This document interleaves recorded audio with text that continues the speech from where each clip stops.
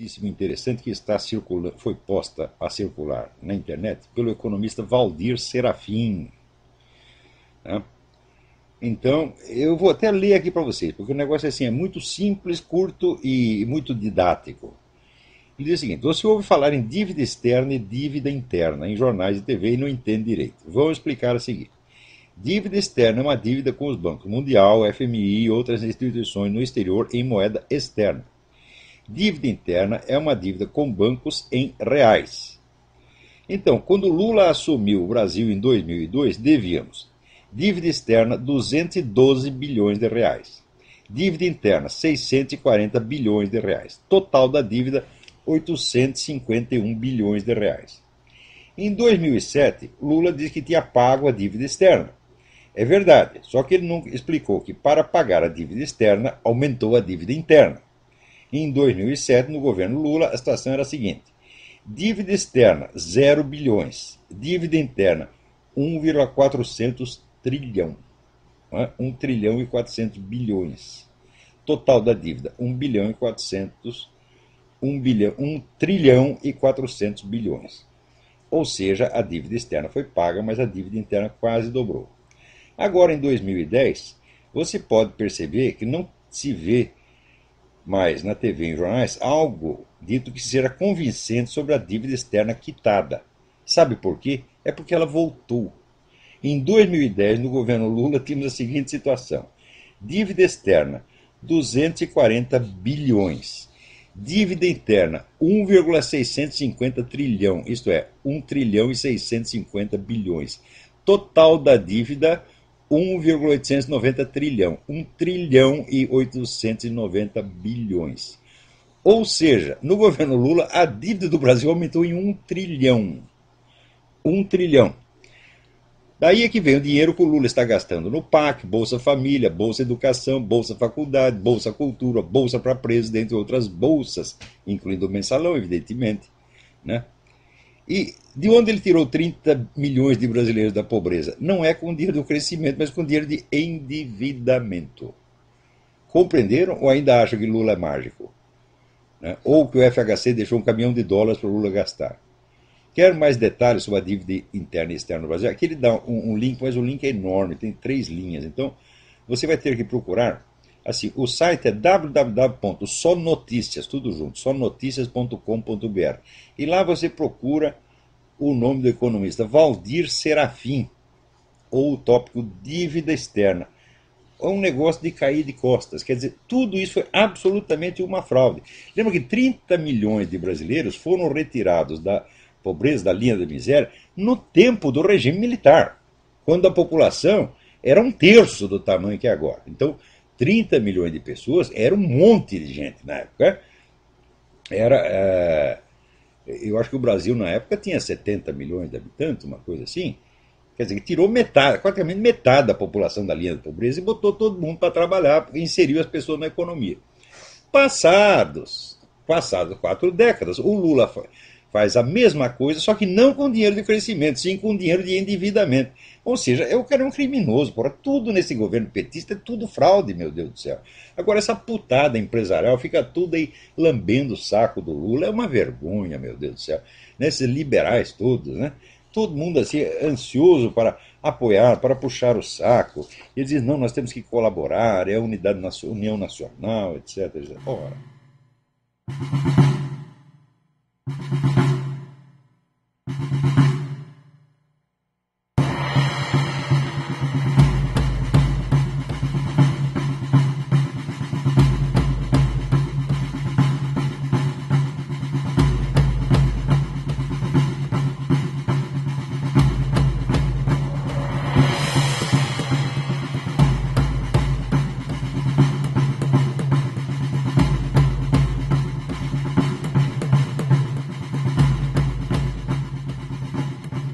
O Brasil hoje é visto como um dos países que mais trilha o caminho do desenvolvimento financeiro.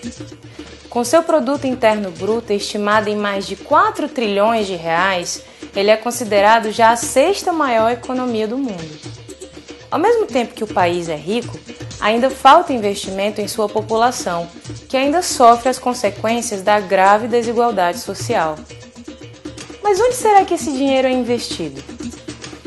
Parte dele é destinado ao pagamento de empréstimos a bancos e instituições estrangeiras, parcelas com juros altos que nunca terminam. Magnólia Said, advogada que faz parte da Rede Brasil sobre instituições financeiras multilaterais, afirma que o Brasil ainda sofre uma grave dívida pública. O país ainda está endividado porque só até março de 2012 o governo retirou para pagar os juros da dívida pública 21 bilhões dos cofres do país. De onde é que ele retirou esse dinheiro? Ele retirou do orçamento da União, né? Do orçamento da União, ele teve que fazer um corte de mais de 45% para pagar os juros e amortizações da dívida pública. Ou seja, o orçamento público, que inclui os impostos que todo brasileiro tem que pagar, ao invés de ser destinado à educação, saúde, habitação, transporte, entre outros investimentos sociais que ajudariam a vida dos habitantes do país, vai para pagar dívidas com bancos milionários que enriquecem às custas da pobreza da população. Assim, quem está rico fica mais rico e quem está pobre continua pobre. O desenvolvimento hoje pensado, definido estrategicamente por esses bancos, é um desenvolvimento para fora, é um desenvolvimento numa perspectiva do crescimento e da subordinação, e não numa perspectiva de integração, articulação, é uma coisa meio vampiresca. Eles sugam para manter a dependência. Além dos problemas originados de antigos empréstimos de bancos estrangeiros, o Brasil também sofre outro dilema no seu orçamento público. A vinda da Copa do Mundo, entre outros chamados mega eventos, trouxe para o país a necessidade de investimento em obras como aeroportos, estradas, metrôs, VLTs, estádios. Mas de onde será que o país, que já não consegue dinheiro para resolver os seus problemas sociais, irá retirar a verba necessária para financiar essas obras? O economista André Lima, membro do Comitê Popular da Copa, afirma que isso pode trazer um novo processo de endividamento ao país. Quando a gente fala da questão dos gastos, né? Os gastos são gastos públicos, né? O que prevalece, sem dúvida alguma, são os gastos públicos. Em torno de 3 ou 4% somente de gastos privados.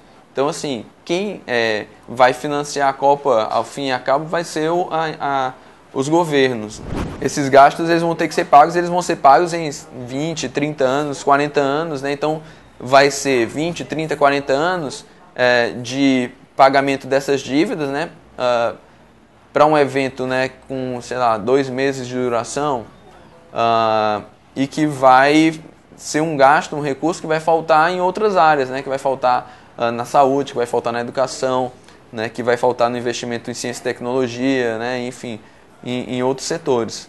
Com tanto endividamento do país, com pagamentos de antigos empréstimos de grandes construções, qual seria parte da solução desse dinheiro voltar a ser destinado à educação, saúde, transporte e habitação? Sandra Quintela, socioeconomista e integrante da rede Jubileu Sul Américas, nos traz uma ideia do que pode ser parte de uma solução. Já foi feita auditoria nos anos 30 e nessa auditoria feita por Getúlio Vargas, cancelou mais de 40% da dívida, né? Naquele momento, isso que propiciou que o Brasil pudesse se industrializar e tal, deu um salto de qualidade de desenvolvimento brasileiro naquele período. No Equador, recentemente, também já foi realizada uma auditoria integral da dívida. Isso também facilitou com que agora, recentemente, 4 anos atrás, que o governo do Equador pudesse direcionar mais recursos para a saúde, educação, etc. Então nós não estamos falando de nada grande, inovador, não. Isso já aconteceu na nossa história, está previsto na Constituição. O Brasil vai continuar eternamente endividado? Não. Primeira coisa a fazer, auditoria da dívida. Muito simples. Com a auditoria da dívida, aí nós vamos ver quem deve a quem. A gente fala uma auditoria integral, não só composta por especialistas técnicos, mas também por membros da sociedade que possam fazer valer a voz daqueles que gritam já há muito tempo, reclamando a sua dívida histórica, social, ecológica, e etc. Então, é uma ideia muito mais ampla do que uma auditoria contábil. E você? Ainda quer pagar essa conta? Cansei de sofrer, cansei de ralar, de pagar pra ver o que a vida me dá. Minhas contas eu pago, mas sempre eu vi que tava devendo ao FMI. Depois me disseram, se acalme rapaz, ao FMI não devemos mais. Tomamos emprestado pra poder pagar, e agora os banqueiros começaram a cobrar. Tô pagando como? Tô pagando como? No PIS e no COFINS, no IPVA. Tô pagando como? Tô pagando como? No metrô e no busão que tenho que pegar. Tô pagando como? Tô pagando como? Na feira, no mercado, na mesa do bar. Tô pagando como? Tô pagando como? No ingresso do meu time que hoje vai jogar. Tô pagando como? Tô pagando como? Na conta de internet, telefone celular. Tô pagando como? Tô pagando como? Essa conta tá salgada, eu não vou pagar. Essa conta tá salgada, eu não vou pagar.